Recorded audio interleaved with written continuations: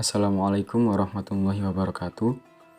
Kami dari kelompok 6 mata kuliah Masalul Fiqih yang beranggotakan saya sendiri Naufal Afla Mafakatsir dan juga teman saya Muhammad Kisnun Himawan. Kami akan membahas tentang bank syariah dan bank konvensional.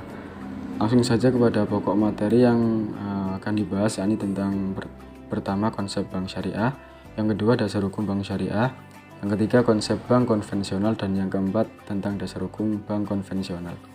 Langsung saja ke pokok pembahasan. Yang pertama tentang konsep bank syariah. Bank syariah yaitu bank yang beroperasi sesuai dengan prinsip-prinsip syariah Islam yang mengacu kepada ketentuan-ketentuan yang ada dalam Al-Quran dan Hadis. Pada umumnya, yang dimaksud dengan bank syariah adalah lembaga keuangan yang usaha pokoknya memberikan kredit dan jasa-jasa lain dalam lalu lintas pembayaran serta peredaran uang yang beroperasi disesuaikan dengan prinsip-prinsip syariah. Dalam menjalankan usahanya, bank syariah menggunakan pola bagi hasil atau profit and sharing yang merupakan landasan utama dalam segala operasinya, baik dalam produk pendanaan, pembiayaan maupun dalam produk lainnya. Kemudian fungsi dan peran bank syariah ini, yang pertama sebagai manajer investasi, yang kedua sebagai investor, yang ketiga sebagai penyedia jasa keuangan dan lalu lintas pembayaran, dan yang keempat sebagai pelaksanaan kegiatan sosial. Kemudian tujuan bank syariah sendiri yakni yang pertama, mengarahkan kegiatan ekonomi umat untuk bermuamalat secara Islam. Yang kedua, untuk menciptakan suatu keadilan di bidang ekonomi dengan jalan meratakan pendapatan melalui kegiatan investasi. Yang ketiga, untuk meningkatkan kualitas hidup umat. Yang keempat, untuk menanggulangi masalah kemiskinan. Yang kelima, untuk menjaga stabilitas ekonomi dan moneter. Dan yang keenam, untuk menyelamatkan ketergantungan umat Islam terhadap bank non-syariah. Kemudian, ciri-ciri bank syariah. Beban biaya yang disepakati bersama pada waktu akad perjanjian diwujudkan dalam bentuk jumlah nominal. Kemudian, penggunaan presentasi dalam hal kewajiban untuk melakukan pembayaran selalu dihindari. Di dalam kontrak-kontrak pembiayaan proyek, bank syariah tidak menerapkan perhitungan berdasarkan keuntungan yang pasti yang ditetapkan di muka. Pengerahan dana masyarakat dalam bentuk deposito tabungan oleh penyimpan dianggap sebagai titipan atau al-wadiah, sedangkan bagi bank dianggap sebagai titipan yang diamanatkan.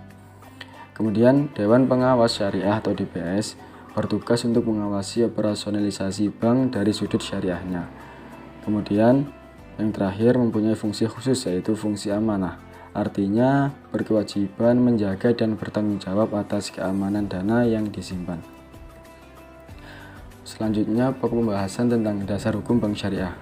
Dasar hukum tentang bank syariah di Indonesia itu sendiri diatur dalam Undang-Undang Nomor 7 Tahun 1992 tentang perbankan, yang kemudian diubah dengan Undang-Undang Nomor 10 Tahun 1998 tentang perubahan atas Undang-Undang Nomor 7 Tahun 1992 tentang perbankan dan Undang-Undang Nomor 21 Tahun 2008 tentang perbankan syariah. Kemudian pada tahun 1998, Undang-Undang Nomor 7 Tahun 1992 tentang perbankan ini diamandemen dengan Undang-Undang Nomor 10 Tahun 1998. Selanjutnya, pada tahun 2008, terbitlah Undang-Undang Nomor 21 Tahun 2008 tentang perbankan syariah yang terdiri dari 13 bab dengan 70 pasal yang mengatur tambahan beberapa prinsip baru, antara lain tentang tata kelola, prinsip kehati-hatian, manajemen risiko, penyelesaian sengketa, otoritas fatwa, komite perbankan syariah, pembinaan, dan pengawasan bank syariah. Adapun beberapa hal yang perlu dihindari dalam pelaksanaan kegiatan bank syariah menurut Undang-Undang Nomor 21 Tahun 2008 antara lain adalah kegiatan-kegiatan dengan unsur yang pertama, riba. Riba dalam kegiatan perbankan syariah menjadi suatu hal yang dilarang. Hal ini terjadi karena dengan riba terjadi peningkatan jumlah pendapatan dengan cara yang tidak sah.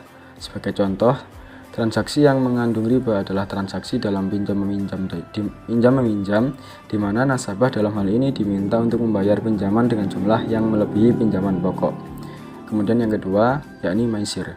Maisir atau juga disebut dengan qimar adalah sebuah transaksi dalam bentuk permainan, di mana pihak yang menang akan mengambil keuntungan dari pemain yang kalah. Transaksi ini dihindari karena sifatnya yang tidak pasti dan cenderung untung-untungan. Praktik maisir yang mungkin sering terdengar adalah praktik judi. Kemudian yang ketiga adalah goror. Goror adalah jenis transaksi yang dilarang karena dalam hal ini objek yang ditransaksikan bersifat tidak jelas, sehingga objek tersebut tidak dapat segera diserahkan ketika proses transaksi. Dampak yang berusaha dihindari dari transaksi ini adalah adanya tindakan zolim yang mungkin dapat dilakukan oleh salah satu pihak terhadap pihak lainnya. Kemudian yang keempat, haram. Prinsip syariah dalam pelaksanaannya juga melarang transaksi haram. Transaksi yang satu ini adalah jenis yang mentransaksikan suatu objek yang terlarang dalam syariah Islam. Alasan pelarangan transaksi yang satu ini mungkin sudah sangat jelas, karena objek-objek terlarang dalam hal ini hanya akan menimbulkan mudharat yang lebih besar dibanding manfaatnya. Saat ini, peraturan perundangan yang berlaku dan mengatur mengenai bank syariah adalah Undang-Undang Nomor 21 Tahun 2008 tentang Perbankan Syariah. Dengan diterapkannya peraturan tersebut, maka peraturan perundangan yang ada sebelumnya sudah tidak berlaku lagi. Materi selanjutnya adalah bank konvensional. Pengertian dari bank konvensional adalah lembaga yang aktivitasnya baik dalam menghimpun dan menyalurkan modal, memberikan dan membebankan imbalan berupa bunga, atau berbagai imbalan dalam presentasi tertentu, dari modal untuk jangka waktu tertentu. Presentase khusus ini sering ditetapkan setiap tahun. Di Indonesia, bank-bank yang berorientasi konvensional merupakan mayoritas dari bank-bank yang sedang berkembang saat ini. Hal ini tidak lepas dari sejarah Indonesia, di mana penjajahan Belanda memunculkan bank-bank pertama di negara Indonesia. Selanjutnya adalah prinsip bank konvensional. Dalam mencari keuntungan dan menentukan harga keadaan para nasabahnya, bank yang berdasarkan prinsip konvensional menggunakan dua metode, yaitu yang pertama, menetapkan bunga sebagai harga untuk produk simpanan seperti giro, tabungan, atau deposito.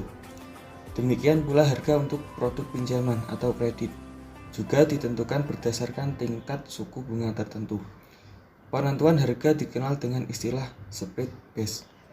Yang kedua adalah untuk jasa-jasa bank dan lainnya, pihak perbankan konvensional menggunakan atau menerapkan berbagai biaya-biaya dalam nominal atau persentase tertentu.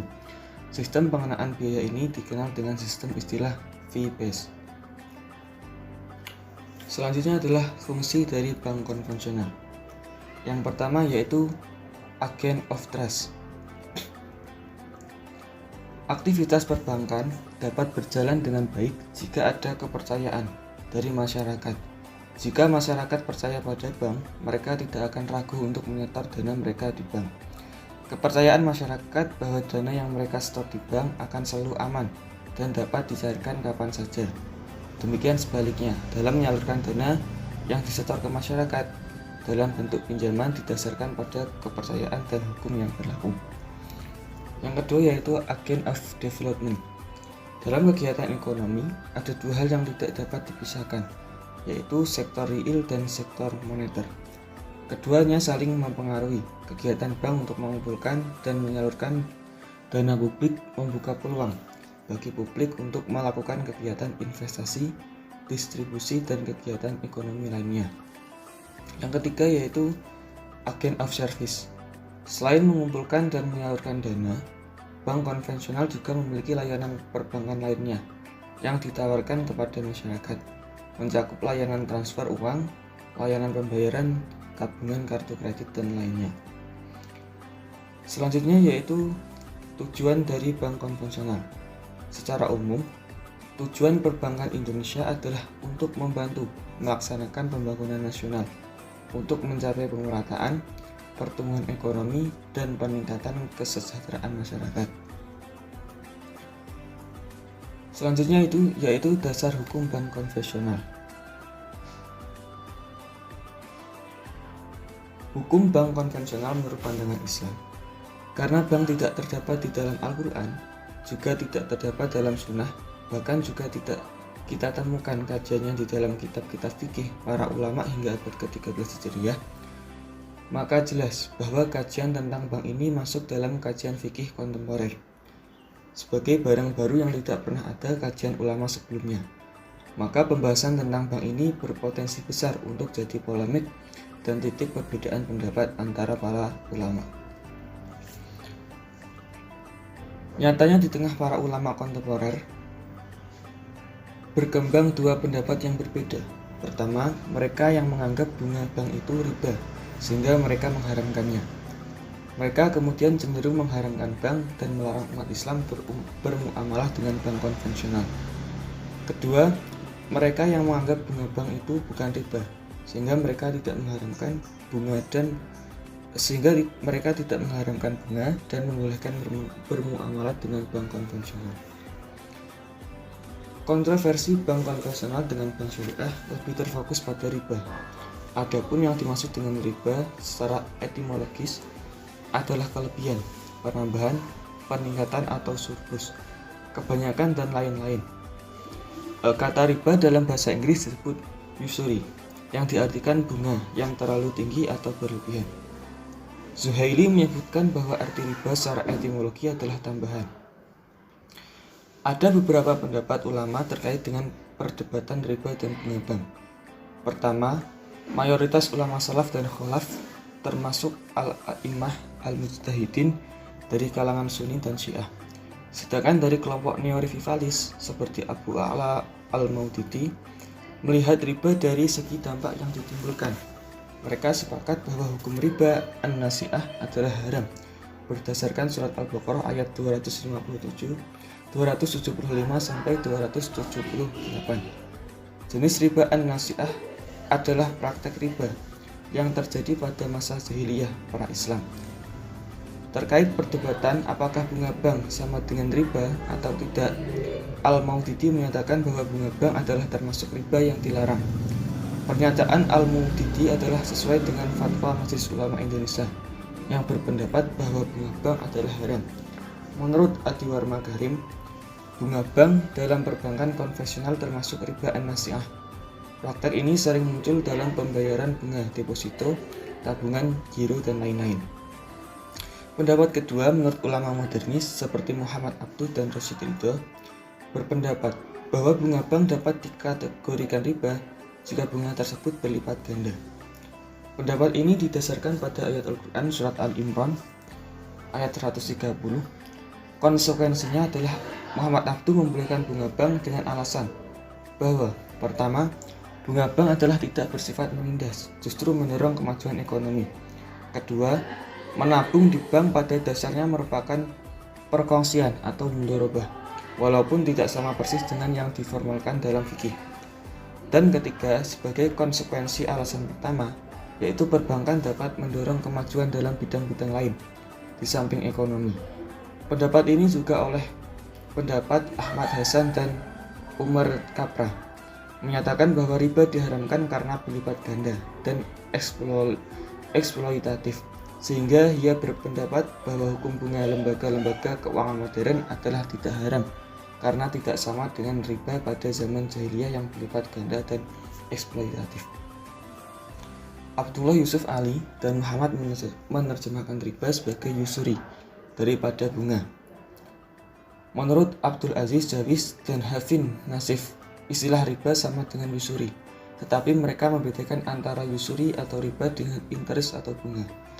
Menurutnya, usury adalah jika tambahan itu sama atau lebih besar dari jumlah pinjamannya, sedangkan interest atau bunga jika tambahan itu lebih kurang dari pokoknya.